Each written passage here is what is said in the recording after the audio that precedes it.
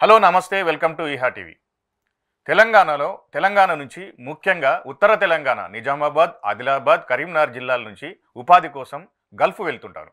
Gulf వెళ్ళిన తర్వాత నకిలీ వీసాలతోనో లేకపోతే ఏజెంట్ల మోసాలతోనో గల్ఫ్ వెళ్తుంటారు. గల్ఫ్ వెళ్ళిన తర్వాత అక్కడ చాలా సమస్యలు ఎదుర్కొంటారు. సమస్యల కోసం పరిష్కారం కోసం వాళ్ళ సంక్షేమం కోసం ఏర్పాటైన Emirates Telangana culture and welfare association founder teacher Kiran Kumar గారు మనతో ఉన్నారు. గల్ఫ్ కార్మికుల సమస్యలపై, గల్ఫ్ కార్మికుల సంక్షేమం కోసం వారు ఏం చేస్తున్నారనేది వారి మాటల్లోనే తెలుసుకుందాం. చెప్పండి కిరణ్ కుమార్ గారు, మీ సంస్థ ఎప్పుడు ఏర్పాటైంది? గల్ఫ్ కార్మికుల కోసం మీరు చేసే కార్యక్రమాలు ఏమున్నాయి? యుఏఈలో 2011 సంవత్సరంలో యుఏఈలో నివసిస్తున్న తెలంగాణ ప్రాంత ప్రజల ఐక్యత, మన సంస్కృతి సాంప్రదాయాల పరిరక్షణ, ఆపదలో ఉన్న సాటి తెలంగాణీయులకు మానవతా దృక్పథంతో చేతనైనంత సహాయం అందించాలన్న తపనతో మరియు ఆనాడు 4 కోట్ల తెలంగాణ ప్రజల వాంఛైన రాష్ట్ర సాధన కోసము మా వంతు బాధ్యతను నిర్వర్తించాలన్న తపనతో ఎమిరేట్స్ తెలంగాణ సాంస్కృతిక మరియు సంక్షేమ సంఘాన్ని కొంతమంది తెలంగాణీయుల సహకారంతో స్థాపించడం జరిగింది.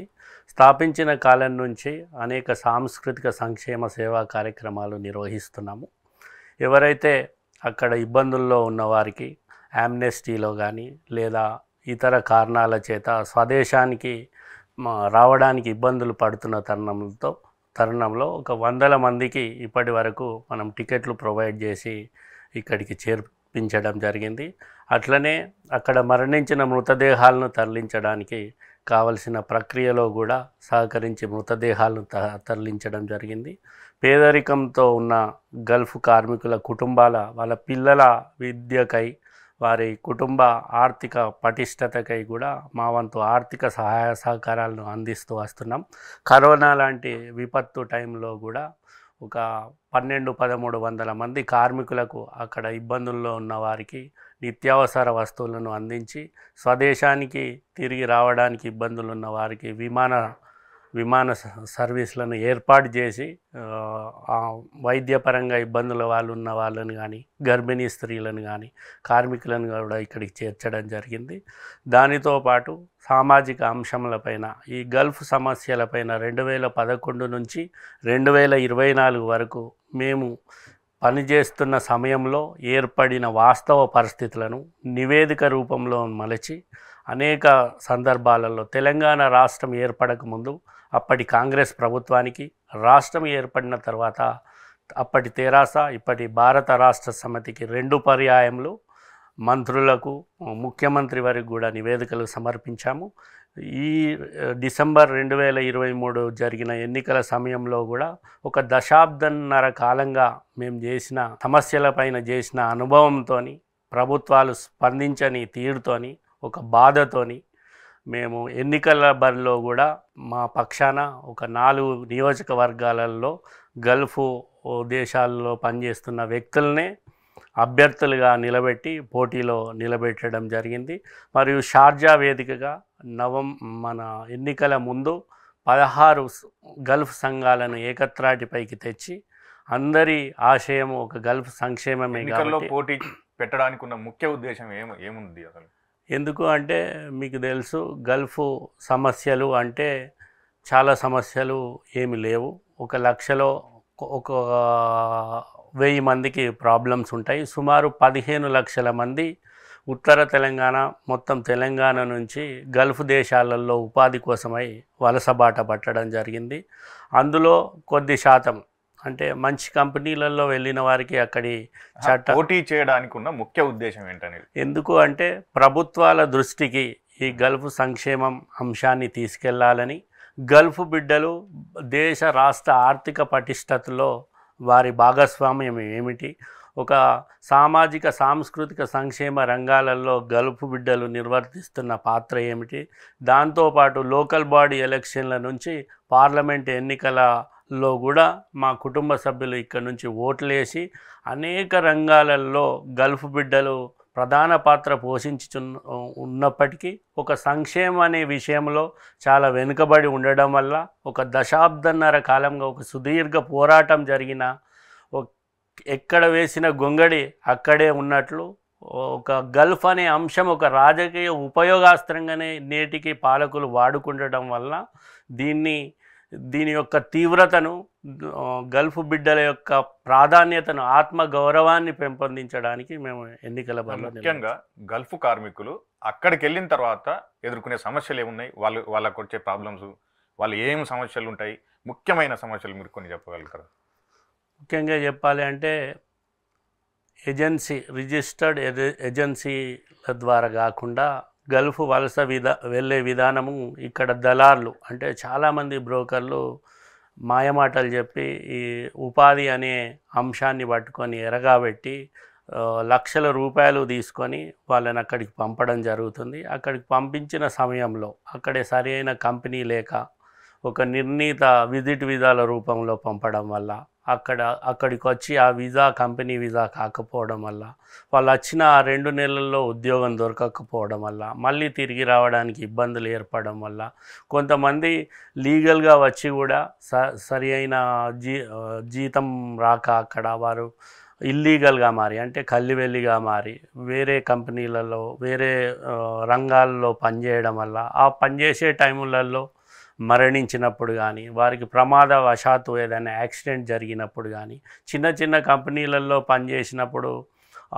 మృతదేహాలను తరలించే ప్రక్రియలో ఇలాంటి ఇబ్బందులు ఏర్పడుతున్నాయి. లీగల్ అసిస్టెన్సీ ఏదైనా ఒక కంపెనీలో పనిచేసినప్పుడు అప్పుడు జీతాలు రాకపోయేసరికి అక్కడ లేబర్ చట్టాలు ఉంటాయి, అక్కడ కంప్లైంట్ చేసుడు ఉంటుంది. కానీ ఒక కంప్లైంట్ చేసి దానికి పరిష్కారం దొరకడానికి ఒక వ్యవధి పడుతుంది. అసలే జీతం లేక ఉన్న వ్యక్తి అట్లాంటి ప్రక్రియను ఎండ్ వరకు దాన్ని కొనసాగించలేరు. ఇలాంటి సమస్యలు ఉన్నాయి. అలాంటి వారికి మీరు ఎలా తోడ్పాటు చేస్తారు? ఇక్కడ ఏం ఏర్పాట్లు చేస్తారు? మేము ముఖ్యంగా ముందుగా వచ్చే వాళ్ళకి అవేర్నెస్ కార్యక్రమాలు కూడా మాకు చేతనైనంత సహాయం చేస్తున్నాము. ప్లస్ ఇక్కడ ఇండియాలో ఉన్న ఎవరైనా చనిపోతే వారి కుటుంబాలకు ఫైనాన్షియల్ సపోర్ట్స్ కూడా అందించడం జరిగింది. పేద విద్యార్థులకు ఎడ్యుకేషన్ పరంగా కూడా సపోర్ట్ చేయడం జరిగింది. దాంతోపాటు అంగవైకల్యానికి గురి అయ్యి అంటే ఫిజికల్గా కొన్ని ప్రమాదాలలో పూర్తిగా పర్మనెంట్ డిసేబిలిటీ లోనైన వాళ్ళ కుటుంబాన్ని ఆదుకోవడానికి ఆర్థిక సహాయాలు కూడా అందిస్తున్నాం. ఇలాంటి కార్యక్రమాలు చేస్తాం. అసలు గల్ఫ్ వలసపోవడానికి కారణాలు ఏంటి? ఇక్కడ ఉన్న పరిస్థితులను బట్టా లేకపోతే ఇక్కడ ఉపాధి లేదనుకుంటున్నారా? ఇప్పుడు మన రాష్ట్రంలో తెలంగాణ రాష్ట్రంలో నార్త్ స్టేట్ల నుంచి చాలామంది వచ్చి మనకి ఇక్కడ భవన నిర్మాణ రంగంలో ఇక్కడ పనిచేస్తున్నారు. మన వాళ్ళు అక్కడికి వెళ్ళి అదే భవన నిర్మాణ రంగంలో ఎక్కువ పనిచేస్తున్నారని తెలిసింది. సో ఇక్కడ ఉపాధి లేకనంటున్నారా, లేకపోతే అక్కడ ఏమైనా ఫెసిలిటీస్ ఎక్కువ ఉంటాయని అక్కడికి వెళ్తారా అనుకుంటున్నారా? గల్ఫ్ వలసలను మనము విశ్లేషణ చేసినట్లయితే మన తాతల తరం నుంచి వలసలు ఉన్నాయి, ఇప్పుడే వలసలు లేవు. వ్యవసాయమే ఆధారిత కుటుంబాలు చాలామంది తెలంగాణలో ఉంటాయి. వ్యవసాయ ఆధారిత కుటుంబాలు. అప్పుడు సరి అయిన నీటిపారుదల సౌకర్యాలు లేక ఉత్తర తెలంగాణలో రైతులు వ్యవసాయం చేస్తూ చాలా బోర్లేసి ఒక 10-12 సార్లు బోర్లేసినా కూడా నీళ్లు పడక వ్యవసాయం లాభసాటిగా లేదు. పెట్టుబడులు పెట్టడమే శ్రమ దోపిడే. కానీ ఎలాంటి లాభాలు లేని సమయంలో గల్ఫ్ వెళ్తే బాగుంటుందని అప్పుడు ఒక ఆలోచనతో వెళ్ళారు. అదే ఆలోచన ఆ తాతల నుంచి వాళ్ళ కొడుకులు వెళ్ళి ఆ కొడుకుల నుంచి ఇప్పుడు మనవళ్ళు కూడా వంశపారంపర్యంగా ఈ వలసలు అనేది ఒక ఆనవాయితీగా మారాయి. రెండవది తెలంగాణ ప్రాంతం నుంచి యువత ఎక్కువగా 10th ఇంటర్మీడియట్ స్థాయిలోనే విద్యకు పులి స్టాప్ పెడుతూ విద్య యొక్క ఇంపార్టెన్స్ని తెలియకుండా ఒక సాంకేతిక పరిజ్ఞానానికి సంబంధించిన ఒక వృత్తి నైపుణ్యాన్ని సంపాదించుకోకుండా ఒక కామన్ లేబర్గా కూడా యువత చాలామంది గల్ఫ్ దేశాలకు వలస వెళ్తున్నారు. మూడవది అంతర్జాతీయ పరంగా మన మైగ్రేషన్ని పరిశీలించినప్పుడు ఇప్పుడు అమెరికా, యూరప్, ఆస్ట్రేలియా ఇలాంటి దేశాలకు ఇమిగ్రేషన్ చాలా స్ట్రిక్ట్గా ఉంటుంది. కానీ మన వాళ్ళకు గల్ఫ్ దేశాలకు వెళ్ళడానికి విజిట్ వీసా రూపంలో వెళ్ళొచ్చు ఒకటి. రెండోది చదువుకున్న వాళ్ళు కూడా వెళ్ళి అక్కడ ఈజీగా ఉద్యోగం పొందొచ్చు అనే ఆలోచనతో మరియు కొంతమంది గల్ఫ్కు వెళ్ళిన వారి జీవన విధానాన్ని అబ్జర్వ్ చేస్తూ ఒక ఊరు ఉంటుంది, సపోజ్ ఆ ఊర్లో ఒక వ్యక్తి ఆర్థికంగా గల్ఫ్ వెళ్ళి ఎదిగిండని అట్లాంటి ఉదాహరణలను చేసుకొని అతను వెళ్ళాడు మేము కూడా వెళ్తే బాగుంటుందని. ప్లస్ కొంతమందికి రుణదాతల నుంచి వచ్చే ఒత్తిళ్లను తట్టుకోలేక వ్యవసాయం చేసి బిడ్డల పెళ్ళిళ్ళు చేసి ఇట్లా పిల్లల విద్య కోసం కూడా అప్పులు చేసి అది తీర్చాలంటే ఇక గల్ఫ్ పోతేనే మనము తీర్చుకుంటామని. ఇక్కడ కూడా మనం పనిచేస్తున్నాము అంటే ఇక్కడ ఒక ఉద్యోగానికి భద్రత కానీ భరోసా కానీ ఉండదు. ఇప్పుడు గల్ఫ్కి వెళ్ళి పనిచేస్తే ఒక కంపెనీలో పనిచేస్తే ఒక సిస్టమేటిక్ ఉంటుంది, ఉదయం 10 గంటల డ్యూటీ అని, అక్కడ లీవ్ శాలరీ అని. మంచి కంపెనీ వెళ్ళినప్పుడు ఓకే ప్రాబ్లం లేదు. కొన్ని నకిలీ కంపెనీలు ఉంటాయి, కొన్ని నకిలీ వీసాలతో వెళ్ళినప్పుడు వాళ్ళే మెయిన్ ప్రాబ్లమ్స్ ఎదుర్కొంటారు. వాళ్ళ గురించి మీరు చేసే కార్యక్రమాలు వాళ్ళకి ఏమైనా లీగల్గా తోడ్పడతారా, ఇంకా వాళ్ళు ఇక్కడికి రావడానికి మీరు సహకరిస్తారా, ఎట్లా చేస్తారు? ఇట్లా చాలా సందర్భాలలో చేశామండి. కొందరు వేరే దేశంకి వెళ్ళి కూడా ఓమాన్ దేశం నుంచి యూఏఈకి అక్రమంగా వలస వచ్చినప్పుడు వాళ్ళు ఎంట్రీయే ఉండదు, మీరు లీగల్గా ఆ దేశానికి ఎంట్రీ అయినట్టు కూడా ప్రూఫ్ ఉండదు. కానీ అట్లాంటి వాళ్ళని కూడా అక్కడి ఇండియన్ ఎంబసీ సహకారంతో కానీ లేదా కౌన్సిలేట్ల సహకారంతో కానీ అక్కడి లోకల్ అథారిటీస్ గవర్నమెంట్ సహకారంతో ఇక్కడికి పంపినవి కూడా ఉన్నాయి. విజిట్ విధాలలో వచ్చి కూడా ఆ గడువు ముగిసే ఇల్లీగల్గా ఏర్పడినప్పుడు వాళ్ళు తినడానికి ఇబ్బందులలో ఉన్నప్పుడు కూడా వాళ్ళకి నిత్యావసర సౌకర్యాలు ప్రొవైడ్ చేసి దాంతోపాటు అప్పుడు ఆ పాస్పోర్ట్ చెల్లదన్నమాట. ఒకసారి ఇల్లీగల్గా అయిపోయినప్పుడు ఆ పాస్పోర్ట్ చెల్లదు. తర్వాత అవుట్ పాస్పోర్ట్కి సంబంధించిన ప్రక్రియ ఎలా ఉంటుంది, ఏ విధంగా చేసుకోవాలి, దానికి అయ్యే డబ్బులు ఎవరికైనా అవసరం ఉంటే అవి ప్రొవైడ్ చేసి, మళ్ళీ రావాలంటే టికెట్ కూడా కావాలి, ఆ టికెట్ కూడా ప్రొవైడ్ చేసి మా శక్తానుసారం చాలా మందిని ఇక్కడికి తరలించారు. ఇప్పుడు గల్ఫ్ కార్మికుల సంక్షేమానికి ప్రభుత్వం ఎలాంటి నిర్ణయాలు తీసుకోవాలి, మీ దగ్గర ఏమైనా పరిష్కార మార్గాలు ఉన్నాయా? గతంలో మీరు ఇచ్చిన నివేదికలు ఇచ్చామని చెప్తున్నారు, ఆ నివేదికల మీద ప్రభుత్వాలు ఏమైనా నిర్ణయాలు తీసుకున్నాయా? మీకు అప్పుడు తెలంగాణ రాష్ట్రం ఏర్పడకముందు అప్పుడు ఎన్ఆర్ఐ మంత్రి శ్రీధర్ బాబు గారు కూడా యుఏఈ దేశానికి రావడం జరిగింది. అక్కడి మేము పనిచేసిన వాస్తవ పరిస్థితులను వారికి కూడా నివేదిక అందించడం జరిగింది. తర్వాత తెలంగాణ రాష్ట్రం వచ్చింది. తెలంగాణ రాష్ట్రంలో మొదటి పర్యాయము శ్రీ కేటీఆర్ గారు ఎన్ఆర్ఐ మంత్రిగా వ్యవహరించారు. వారికి కూడా మనం నివేదికలు సమర్పించడం జరిగింది. వారి ఆధ్వర్యంలో ఒక ఎన్ఆర్ఐ సంక్షేమ విధానం కోసము ఒక ఎన్ఆర్ఐ పాలసీ ప్రవేశపెడతామని ఒక సమావేశం కూడా జరిగింది. ఆ సమావేశం జరిగింది కానీ అది ఇంప్లిమెంటేషన్ కాలేదు. రెండోసారి భారత రాష్ట్ర సమితి వచ్చినప్పటికీ వారు కూడా ఎలాంటి చర్యలు చేపట్టలేదు. ఇప్పుడు కాంగ్రెస్ ప్రభుత్వం వచ్చింది, వారు కూడా అన్ని ప్రధాన పార్టీలు మన ప్రాంతీయ పార్టీల నుంచి మొదలు పెడితే సెంట్రల్ పార్టీల వరకు కూడా అందరూ ఎన్నికల మేనిఫెస్టోలో గల్ఫ్ అంశాన్ని పొందుపరిచారు. కానీ మొన్ననే రేవంత్ రెడ్డి గారు ఒక ఐఏఎస్ ఆధ్వర్యంలో గల్ఫ్ సంక్షేమంపై ఒక అధ్యయనం జరుగుతుందని, ఒక వేములవాడ నియోజకవర్గంలో గల్ఫ్లో మరణించిన 2 కుటుంబాలకు ముఖ్యమంత్రి సహాయ నిధి నుంచి మృతధన పరిహారాన్ని 5 లక్షల రూపాయలను అందించడం జరిగింది. మరియు ఒక 16 సంఘాలతోని వారు సమావేశం కూడా పెట్టడం జరిగింది. సెప్టెంబర్ 17 లోపు గల్ఫ్ సంక్షేమంపై చర్యలు చేపడతామని, దీనికి ఒక ప్రత్యేక విధానాన్ని తీసుకొస్తామని మరియు ఒక గల్ఫ్ బోర్డు అనేది కూడా ఏర్పాటు చేస్తామని మాట ఇవ్వడం జరిగింది. కానీ ఏ కార్యక్రమం చేయాలి అన్నా ఆర్థిక వనరులు అనేది చాలా ముఖ్యం. కానీ మొన్న ప్రవేశపెట్టిన బడ్జెట్లో కూడా కాంగ్రెస్ ప్రభుత్వము గల్ఫ్ బిడ్డలకు మొండి చేయి చూపించడం జరిగింది. సంక్షేమ కార్యక్రమాలు చేపట్టాలి అంటే గల్ఫ్లో నివసిస్తున్న తెలంగాణీలు ఎంతమంది ఉన్నారు, ఆ జనాభా ప్రాతిపదికన అక్కడ సమస్యలు ఏమున్నాయి, దాన్ని ఏ విధంగా ఒక ఆచరణాత్మకంగా ఆమోదయోగ్యమైన ఒక విధానాన్ని తీసుకొస్తే బాగుంటుందని ప్రభుత్వం ఆలోచన చేయాలి.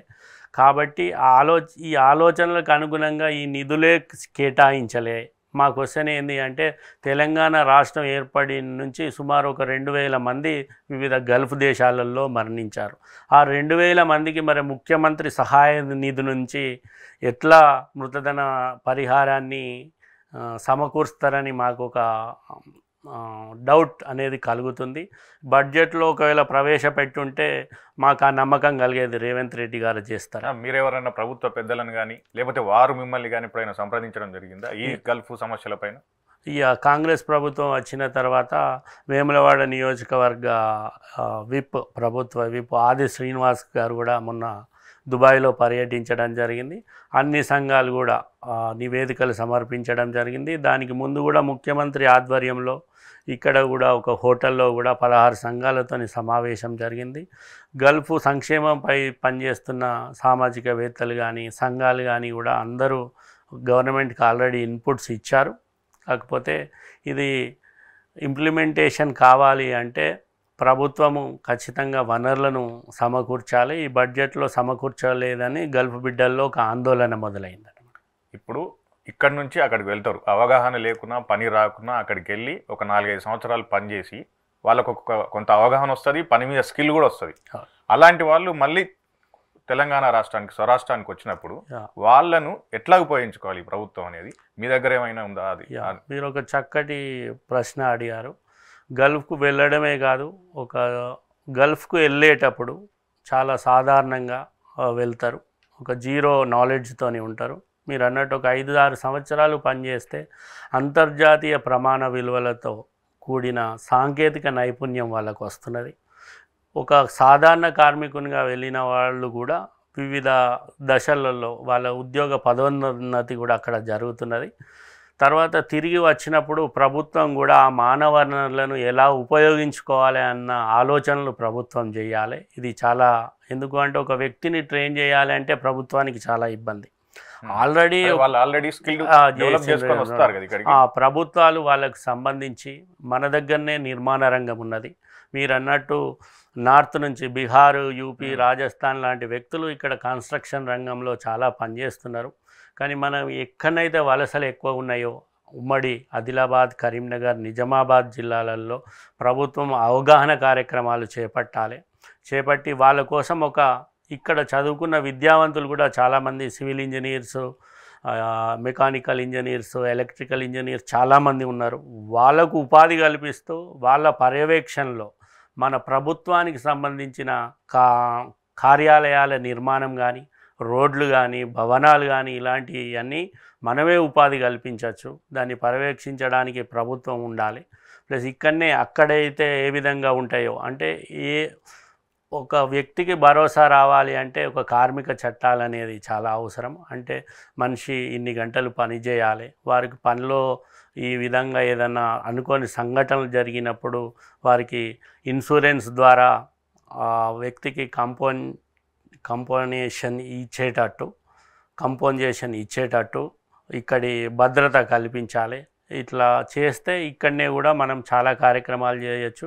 మరియు ప్రభుత్వ కార్యాలయాలు చాలా మెయింటెనెన్స్ లేక చాలా అశుభ్రతతో ఎవరైనా మనం చూస్తూ ఉంటాం. బస్ స్టాండ్లు కానీ, రాష్ట్ర రోడ్డు రవాణా సంస్థకు సంబంధించినవి కానీ, ప్రభుత్వ కార్యాలయాలు కానీ, రిజిస్ట్రేషన్ కానీ, మండల ఆఫీసులు కానీ, జిల్లా ఆఫీసులు కానీ కడతారు. ఒక 2-3 ఏళ్ళలోనే అవి ఒక నాణ్యత లోనికి గురి అయి అదొక అపరిశుభ్రత వాతావరణం మనకు కనబడుతుంది. ఇటువంటి వాటిని కూడా మెయింటైన్ చేయడానికి ఒక టెక్నికల్ సిబ్బంది అవసరం. ఈ గల్ఫ్ కార్మికులను మనం ఆ విధంగా ఉపయోగించుకోవచ్చు. అట్లనే సింగరేణి, రోడ్లు, భవనాలు, రవాణా శాఖలు, ఎందుకంటే ఒక డ్రైవర్ కూడా చాలా అంతర్జాతీయ ప్రమాణ విలువలతో అక్కడ శిక్షణ ఉంటుంది. ఆ డ్రైవింగ్ కూడా ఒక స్ట్రిక్ట్ అక్కడ పిఆర్ ఉంటుందా, అంటే పర్మనెంట్గా అక్కడ రెసిడెన్స్ ఏర్పాటు చేసుకునే అవకాశం ఉందా మనకు అక్కడ? లేదండి. గల్ఫ్కు వెళ్ళే వాళ్ళు నిర్ణీత కాల వ్యవధి, ముందులో 3 సంవత్సరాల వ్యవధి ఉంటుండే, తర్వాత అది 2 సంవత్సరాలకు కుదించడం జరిగింది. 2 సంవత్సరాల వీసాతోనే అక్కడ ఆ 2 సంవత్సరాల వీసాతోనే ఆ కంపెనీకి అవసరం ఉంటే ఆ వీసా రెన్యూ చేస్తారు, లేకుంటే వేరే కంపెనీలో మళ్ళీ ప్రయత్నం చేసే ఉంటుంది. పిఆర్ అనేది ఉండదు. మళ్ళీ స్వరాష్ట్రానికి రావాల్సిందే. మెయిన్గా ఏంటి అంటే గల్ఫ్కు సంబంధించిన ఒక 100 మంది ఉదాహరణకు ఉన్నారు అంటే అందులో 95% బ్యాచులర్స్గానే అక్కడికి వస్తారు. పెళ్ళి కానీ యువత కానీ, పెళ్ళైన వృద్ధులు కానీ. ఎందుకు అంటే అక్కడికి వచ్చి బ్యాచులర్స్గానే ఉంటారు, అక్కడ పర్మనెంట్ రెసిడెన్సీ ఉండదు, ఎలాంటి ఆస్తులు కూడా కొనుక్కోరు. వాళ్ళు సంపాదించిన దానిలో 90% అంటే ఒక 1000 రూపాయలు ఒక కార్మికుడు సంపాదిస్తే 900 ధరములు వాళ్ళ కుటుంబ పరిరక్షణ కోసము మన స్వంత ప్రదేశానికే డబ్బును ఎక్స్చేంజ్ల రూపంలో పంపుతారు. ప్రపంచవ్యాప్తంగా వచ్చే ఫారిన్ రిమిట్టెన్స్ను కూడా మనం చూస్తే గల్ఫ్ నుంచే అత్యధిక రిమిట్టెన్స్ భారతదేశానికి వస్తున్నాయి. దానివల్ల సెంట్రల్ గవర్నమెంట్తో పాటు రాష్ట్ర ప్రభుత్వానికి కూడా బెనిఫిట్స్ గల్ఫ్ కార్మికులు చేస్తున్నారు. మరియు వీళ్ళు పంపే డబ్బుల వల్ల వాళ్ళ కుటుంబ సభ్యులు ఇక్కడ ఉంటారు, ఇక్కడ మనీ జనరేట్ అవుతుంది, ఇక్కడ మనీ జనరేట్ అవుతుంది. వివిధ రంగాలు, ఉదాహరణకు రియల్ ఎస్టేట్ కానీ, మీరు విద్యారంగం కానీ, వైద్యారంగం కానీ, రెవెన్యూ డిపార్ట్మెంట్కి కానీ, ఇక్కడ స్థానికులు ఏ విధంగానైతే ఒక 10 రూపాయలు సంపాదించినాక తర్వాత ఒక ఆస్తి కొనుక్కుంటే ఆ రిజిస్ట్రేషన్ ఫీజు చెల్లిస్తున్నారు, ఇక్కడ ఇల్లు ఉంటే ఇల్లు పన్ను కడుతున్నారు, కరెంటు బిల్లు కడుతున్నారు, పిల్లల కోసం విద్యా సంబంధమైన ఖర్చులను భరిస్తున్నారు. ఇట్లా అనేక అట్లనే మరియు ఇండియన్ ఎక్స్పోర్టేషన్ కూడా మనము ప్రపంచవ్యాప్తంగా వెళ్ళే భారతదేశ ఎగుమతి విధానాన్ని కూడా మనం విశ్లేషణ చేస్తే గల్ఫ్ ప్రాంతంలోనే మనం ఎక్స్పోర్ట్ చేసిన వస్తువులు వినియోగం చెందుతున్నాయి. అంటే ఇండైరెక్ట్గా ఇండియన్ ఎక్స్పోర్టేషన్ కూడా గల్ఫ్ బిడ్డలు ఒక ఆర్థిక పటిష్టతకు కారణమవుతున్నారు. దానితో పాటు ఒక భారతదేశ పౌర విమానయాన సంస్థనే మీరు తీసుకుంటే ప్రపంచవ్యాప్తంగా నడిచే విమాన సర్వీసుల కన్నా ఒక గల్ఫ్కు నడిచే విమాన సర్వీసుల వల్ల వచ్చే ఆదాయం కేంద్ర ప్రభుత్వానికి వస్తుంది. ఒక వలసదారుని యొక్క జీవితం ఒక పాస్పోర్ట్తోని ప్రారంభమవుతుంది. ఒక పాస్పోర్ట్ తీయడానికి కూడా ఒక మొత్తాన్ని చెల్లించి పాస్పోర్ట్ తీసుకొని, ఒక విద్యావంతుడైతే తన చదువుకున్న సర్టిఫికెట్లను అటెస్టేషన్ చేసుకొని అటెస్టేషన్కి సంబంధించిన మొత్తాన్ని కూడా ప్రభుత్వాలకు చెల్లించి విమానం ద్వారా బయలుదేరడం జరుగుతుంది. వచ్చేటప్పుడు కస్టమ్స్లో కూడా మనం ట్యాక్సులు పే చేస్తాం, ఎయిర్పోర్ట్ ట్యాక్స్ కూడా పే చేస్తాం. ఇట్లా ఒక గల్ఫ్ బిడ్డ అనేక అంశాలలో దేశానికి, మన ప్రాంతానికి, ఇంత చేస్తున్న గల్ఫ్ బిడ్డలకు సంక్షేమ విషయంలో మాత్రం మేము చేసేది కొండంత అయితే ఒక గోరంత చేయడానికి ప్రభుత్వాలకు మనసులు రావాల్సిందా. వాళ్ళకి కనీసం హెల్త్ ఇన్సూరెన్స్ కానీ, లేకపోతే ఇక్కడ ప్రభుత్వం నుంచి వచ్చే మన ఇన్సూరెన్స్ ఉంటుంది కదా, బీమా టైప్లో, అలా ఏమైనా ఉందా? సెంట్రల్ గవర్నమెంట్ కానీ లేకపోతే రాష్ట్ర ప్రభుత్వం కానీ ఏమైనా పెట్టిందా? సెంట్రల్ గవర్నమెంట్ ప్రవాసీ భారతీయ బీమా యోజన అనే ఒక పథకాన్ని ప్రవేశపెట్టింది. సో రూపాయలు 275, 375 ఇట్లా ఇన్ని సంవత్సరాలకు అని పెట్టింది. పాలసీ ఒకవేళ అది హెల్త్ ఇన్సూరెన్సా లేకపోతే బీమానా? అందులో హెల్త్ కూడా కవరేజ్ అవుతున్నది. మెయిన్గా అందులో వాళ్ళు చెప్పడం ఏంది అంటే, దురదృష్టవశాత్తు మరణించిన, ఏదైనా అంగవైకల్యానికి లోనైనా, వాళ్ళు పూర్తి స్థాయిలో పనిచేయలేని స్థితిలో అచేతన స్థితికి లోనైనప్పుడు 10 లక్షల ఇన్సూరెన్స్ కవరేజ్ ఉంటుందని చెప్తున్నారు.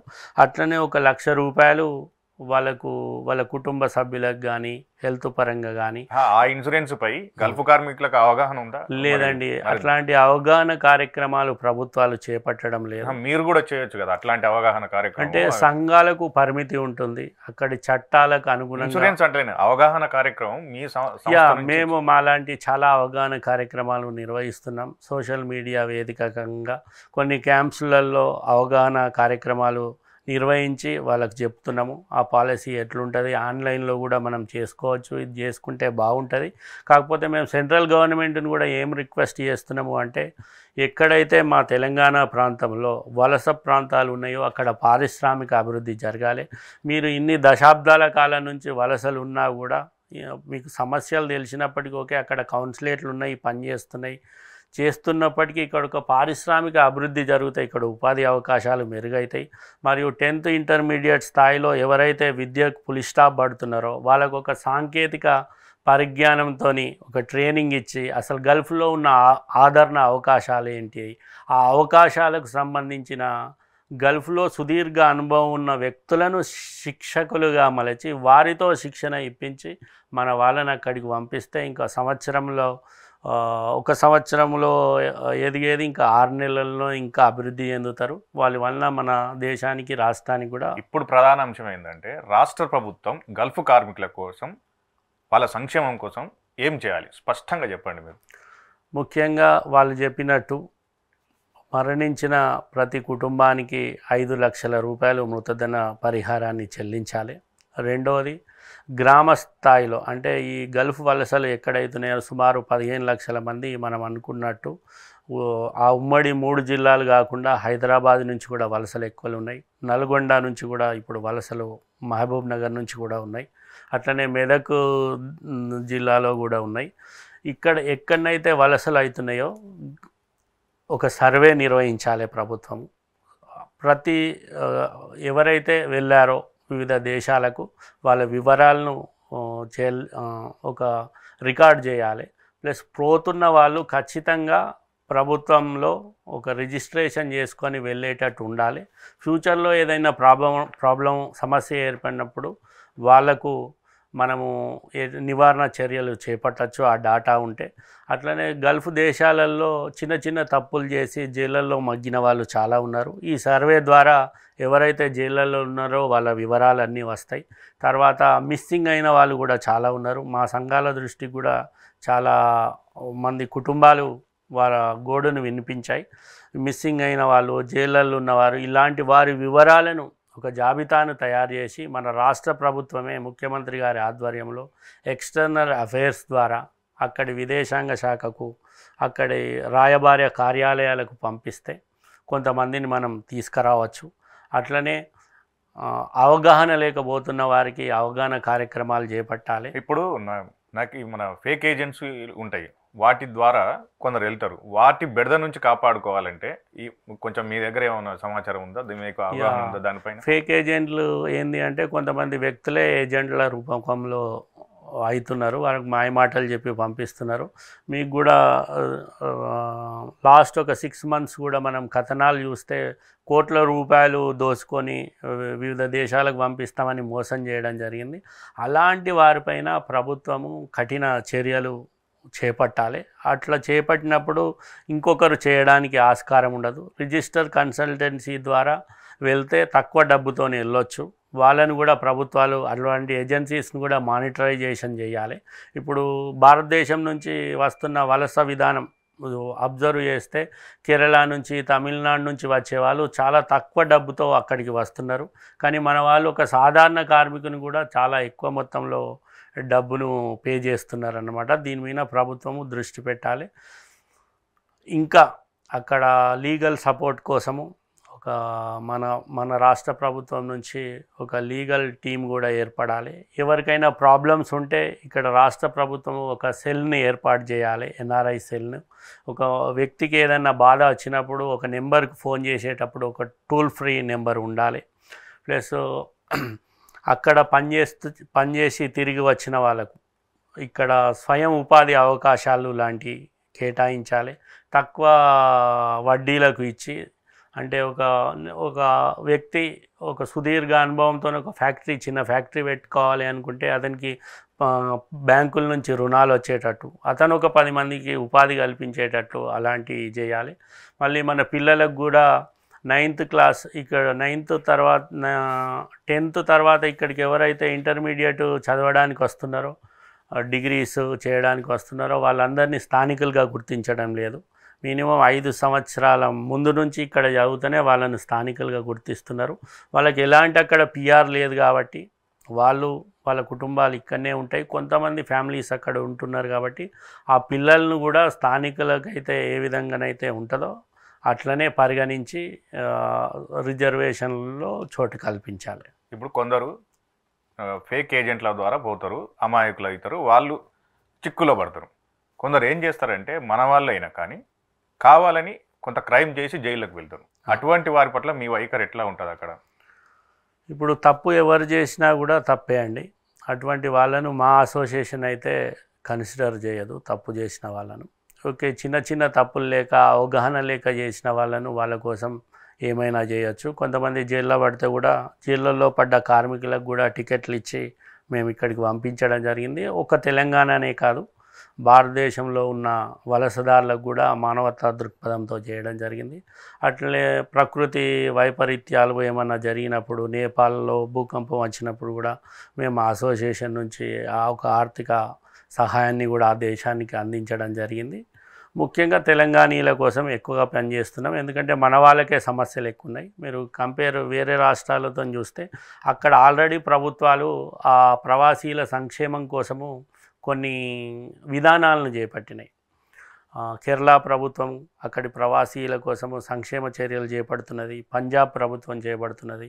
మన ఆంధ్రప్రదేశ్ కూడా APNRT Andhra Pradesh non resident Telugu పేరుతో కూడా సంక్షేమ కార్యక్రమాలు చేపడుతున్నది. అట్లనే మన వాళ్ళు ఇంకా అద్భుతంగా చేయొచ్చు. మన ప్రభుత్వ నాయకులు ఏమంటున్నారంటే ప్రతిసారి అడిగినప్పుడు ఆ రాష్ట్రం యొక్క ప్రవాసీ సంక్షేమ విధానాన్ని అధ్యయనం చేస్తున్నాం, ఒక కమిటీని పంపిస్తున్నామని. ఈ దశాబ్దన్నర కాలంగా ఈ పంపించుడే ఉన్నది. కానీ మన వాళ్ళు వెళ్ళే వలస విధానం వేరు, మనవారి సమస్యలు వేరు. ఎవరైతే గల్ఫ్ సంక్షేమంపై సుదీర్ఘంగా పనిచేస్తున్నారో వాళ్ళని కూర్చోబెట్టి చెప్తే ఆల్రెడీ గవర్నమెంట్ దగ్గర ఫుల్ ఇన్ఫర్మేషన్ ఉన్నది.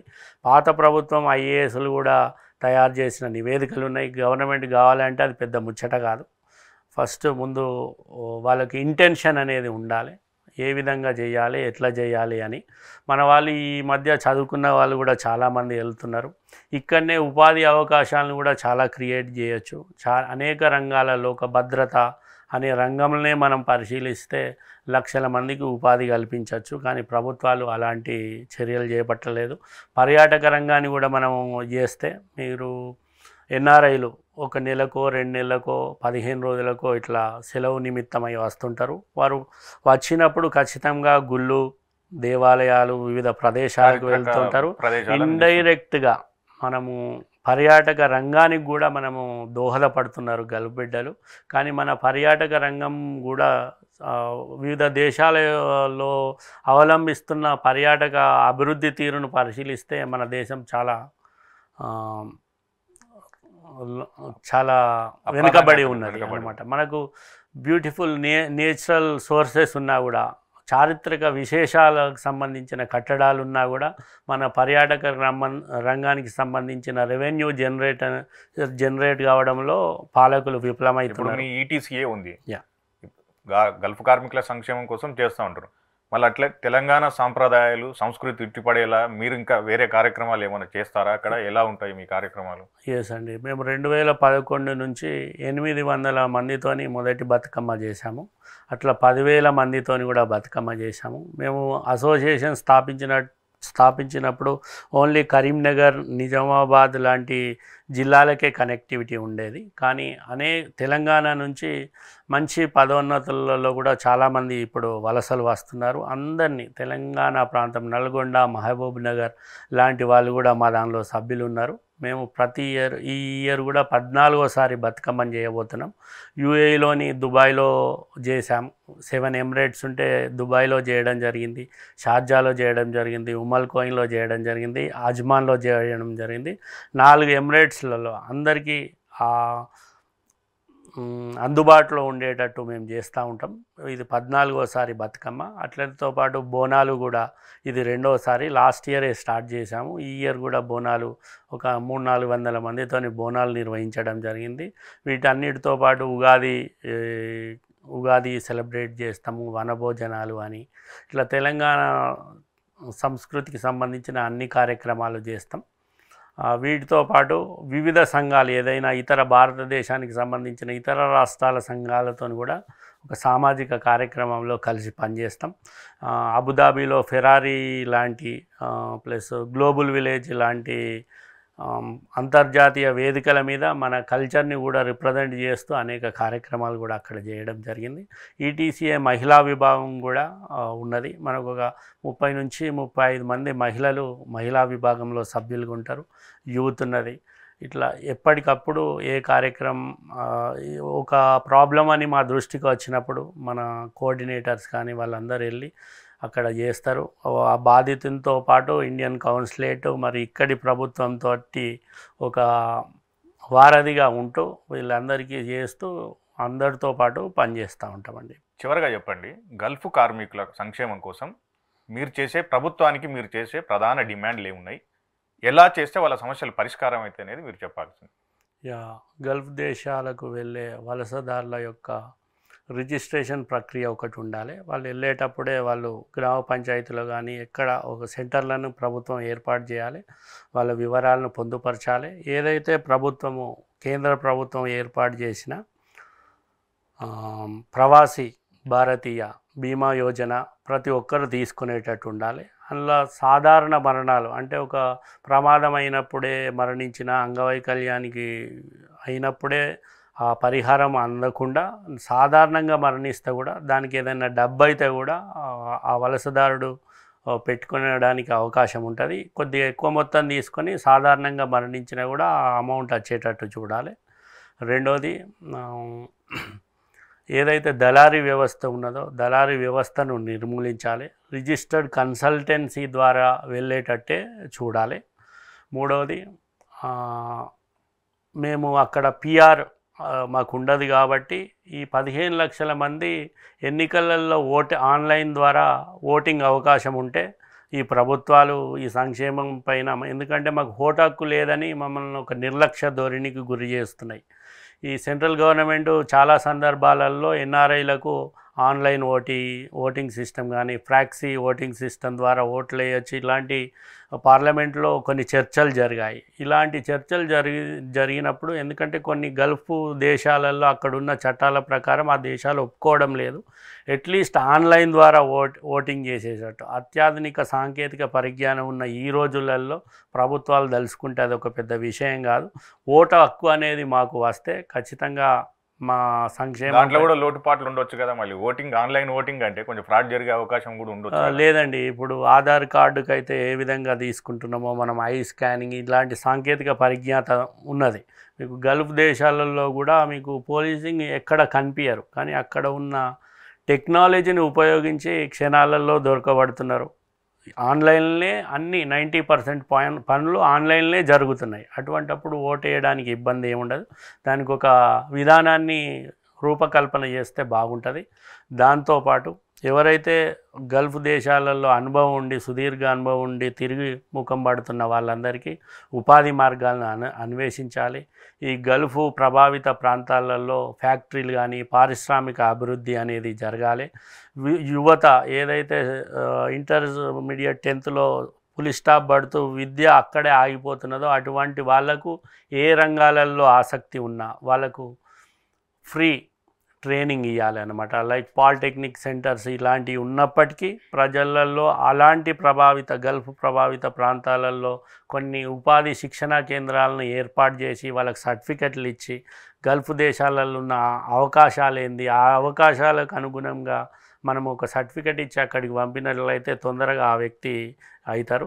అట్లనే మృతదేహాల తరలింపు ప్రక్రియలో ఇల్లీగల్ వాళ్ళు ఇట్లాంటి ఉన్నప్పుడు మిస్సింగ్ అయినప్పుడు తొందరగా అక్కడ కౌన్సిలేట్లు రెస్పాండ్ అయ్యి వాళ్ళకు ఎందుకంటే ఒక వ్యక్తి మరణించిండు అనుకోండి ఎగ్జాంపుల్ గల్ఫ్ దేశంలో ఆ మృతదేహం రావడానికి కొన్ని సస్పీషియస్ హిస్టరీ ఇట్లా అక్కడ ఉన్నప్పుడు జాప్యం జరుగుతుంది అన్నమాట. ఆ 30 రోజులు ఆ వ్యక్తి చనిపోయిండన్న బాధతోనే ఆ కుటుంబం ఇంకా మానసిక వేదకు లోనవుతుంది. అలాంటప్పుడు కొంచెం ఇంకా చేయాలి. ఆల్రెడీ ప్రభుత్వాలు కొంచెం స్పీడప్ చేసినాయి. ఇప్పుడు ముందు జరిగినంత ప్రాబ్లమ్స్ లేవు, కానీ ఇంకా ఈజీగా జరిగేటట్టు ఒక ఫండ్ అనేది బడ్జెట్లో ప్రవేశపెడితే ప్రతిదానికి అంటే ఆ దేశంలో ఏర్పడుతున్న సమస్యలకు అనుగుణంగా అది పారదర్శకంగా మాలాంటి సంఘాలు వారధిగా పనిచేస్తాయి.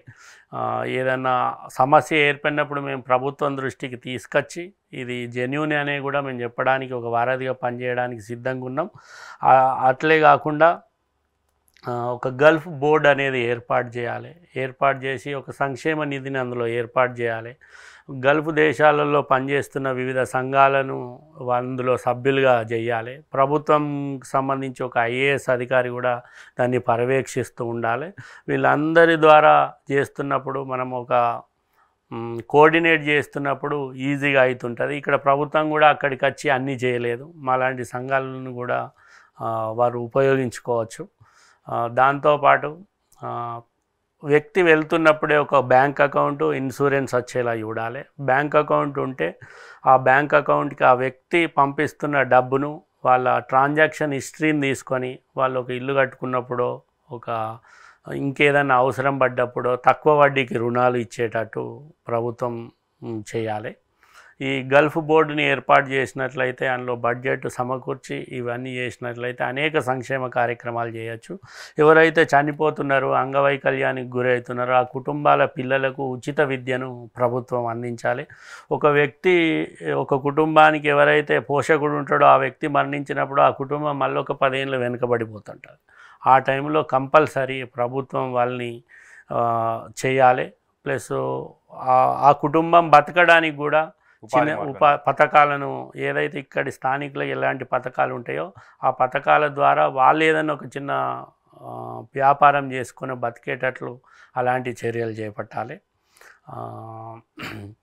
మన ముఖ్యమంత్రి గారు కూడా ఇప్పుడు రేవంత్ రెడ్డి గారు వారు చెప్పారు సెప్టెంబర్ 17 లోపు చేస్తామని. వారు కూడా ఒకసారి గల్ఫ్ దేశాలకు పర్యటించి వారు వస్తామంటే మేము గల్ఫ్ దేశంలో కూడా వారికి కోఆర్డినేట్ చేసి ఇక్కడి పెట్టుబడులకు సంబంధించి అక్కడ వాణిజ్య సంస్థలను కానీ వ్యాపారాలను కానీ ఒకటి చేసి ఒక బిజినెస్ మీటింగ్ కూడా మేము ఏర్పాటు చేస్తాం. అక్కడి పరిస్థితులను కూడా వారికి వివరిస్తాం. వారు వచ్చి ఏదైతే మన తెలంగాణ రాష్ట్రంపై ఒక ముద్ర ఉన్నదో, ఖాళీ తెలంగాణ రాష్ట్రంలో ఒక సాధారణ కార్మికులే దొరుకుతారు అనే ఆ ముద్ర తుడిచేయాలంటే వారు వచ్చి మన తెలంగాణ ప్రాంతంలో ఉన్న యూనివర్సిటీస్ ఏంది, టెక్నికల్ ఇన్స్టిట్యూట్స్ ఏమున్నది, మన ప్రభుత్వం చేపడుతున్న చర్యలు ఏమున్నది, ఒకవేళ అక్కడి కంపెనీలు రిక్రూట్మెంట్ విధానం కోసం మా రాష్ట్రం వస్తే మా ప్రభుత్వమే అన్ని సౌకర్యాలు కల్పించి మా విద్యార్థులకు ఫ్రీ ట్రైనింగ్ ఇచ్చి సర్టిఫికెట్లు ఇచ్చి ఈ దళారీల గుండా పోకుండా ఒక పారదర్శకంగా వెళ్ళి తక్కువ టైంలో సెటిల్ అయ్యేటట్టు ఒకటి ఉంటుంది. వారు కూడా మేము స్వాగతిస్తున్నాం. యుఏఈ వస్తే డెఫినెట్గా అన్నీ అక్కడి లేబర్ క్యాంప్స్ కానీ అక్కడి కార్మికులు ఉండే ప్రదేశాలకు తీసుకెళ్తాం. అక్కడి ఇండియన్ కౌన్సిలేట్తో కూడా సమావేశం ఏర్పాటు చేస్తాం. ప్లస్ మన తెలంగాణ వాసులు కూడా చాలామంది వ్యాపారులు అక్కడ ఉంటున్నారు. అనేక రంగాలలో వ్యాపారాలు పెట్టి 1000 మందికి ఉపాధి కల్పిస్తున్నారు. అలాంటి వ్యాపారులకు కూడా ఈ తెలంగాణ రాష్ట్రంలో పెట్టుబడులు పెట్టి వ్యాపారం చేసుకునేటకు ఇంకా ఇండస్ట్రియల్ పాలసీ కానీ గల్ఫ్లో ఉన్న వాళ్ళకు కూడా కేటాయిస్తే చాలా బాగుంటుంది. డివిడెండ్లు కానీ రాయితీలు కానీ ఇప్పుడు మేము ఏదైనా పరిశ్రమ పెడతా ఉన్నామంటే ప్రభుత్వం ద్వారా భూమిని కల్పించడము, లేదా అక్కడ మ్యాన్ పవర్ కంపెనీలు, టెక్నికల్ సర్వీసెస్, క్లీనింగ్ సర్వీసెస్ లాంటి దానిలో మన తెలంగాణ వారు చాలా ఉన్నారు. ఇప్పుడు అర్బన్ కంపెనీ లాంటి కంపెనీలు హైదరాబాద్లో చాలా బాగా పనిచేస్తున్నాయి. ఆ అనుభవం ఉన్న వాళ్ళకు కూడా అవకాశాలు ఇస్తే నిర్మాణ రంగంలో చాలా బాగుంటుంది. Thank you very much. Gulf కార్మికుల కోసం, వాళ్ళ సంక్షేమం కోసం, మన తెలంగాణ సంస్కృతి సాంప్రదాయాలను ఉట్టిపడేలా చేస్తున్న మీ ఈటీసీఏ అనే సంస్థకు అభినందనలు తెలుపుతున్నాం. Thank you. All the best for your future programmes. Thank you అండి. థ్యాంక్ యూ అండి. ఇది ఇవాల్టి షో. Thank you.